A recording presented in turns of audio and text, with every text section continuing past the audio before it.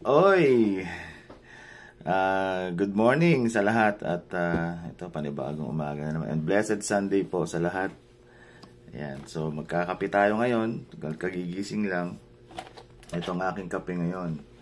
Ang aming ginagamit na kape ay ang CeraVe 16-in-1 Mochaccino blend. Ayan, itong coffee na to. At napaka masustansya niya. Ayan, teka, bago kasi kaya bubuksan natin siya. Tayo gamit tayo siyempre ng pambukas. Dahil may plastic. Ito, buti na lang meron dito. Ayun. So sa mga hindi pa nakaka-try nito, i-try nyo, napaka sustansya niya, especially sa mga merong mga acid reflux. Yan, yung mga hindi makainom ng mga kape kasi nga nagpapalpitate sila. Ito ang laman niya. So ito, ang CeraVe 16-in-1 Mochaccino. Yan, Mochaccino coffee. Yan, ito siya. So, ang gagawin natin ngayon dito, siyempre, kakape natin. Gamit natin ang mug, siyempre, ng Nutri-Innovation. Yan. Napakaganda. Yan.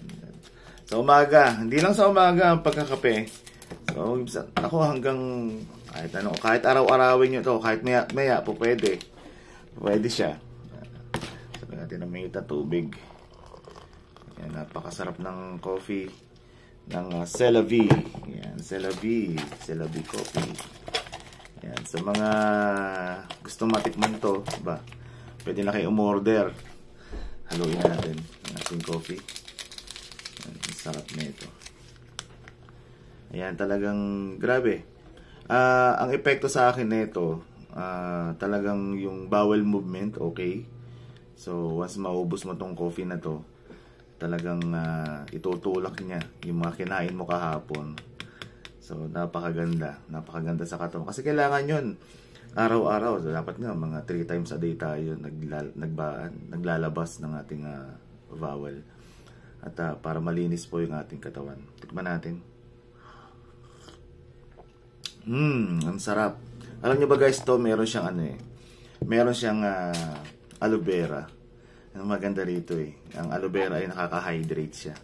So mostly kasi sa mga coffee is nakaka-dehydrate. Ito nakaka-hydrate siya. Ayan. So maganda siya ang coffee na to. So sa lahat ng mga nanonood, I recommend na i-drink nyo ang ating CeraVe 16-in-1 Mochaccino coffee. Napakasarap niya. Lalo-lalo po sa mga matataas ang sugar. Kasi ang pampatamis niya is stevia. Ano po? Stevia ang nagpapatamis dito. So, hindi maapektuhan po yung ating sugar level. Ayan. Sa mga hindi makatulog ng maayos, ayan, ito, minom kayo ng kape bago kayo matulog, makakatulog kayo. Maganda ang tulog nyo rito. Napakaganda ang tulog nyo. Tsaka nagpapataas din mo siya ng immune system, ang ating coffee. So, napakaganda niya. Tara, kape tayo. Napakasarap.